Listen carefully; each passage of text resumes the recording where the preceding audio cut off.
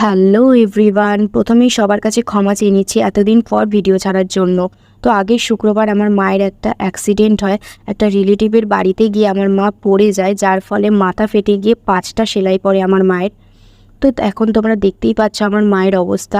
সকালবেলা আমাকে কাজে যেতে হয়, দেন এসে আমার মাকে টাইম দিতে হয়। আমি এখন সারাদিন এই মানুষটাকে নিয়ে ব্যস্ত থাকি। তো এখন একটু বেরিয়ে পড়েছিলাম আমার আর আমার মায়ের জন্য খাবার কেনার জন্য।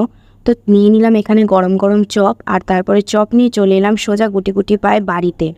তারপরে ফ্রেশ হয়ে আমি আর আমার মা কিন্তু খাওয়া শুরু করে দিয়েছিলাম।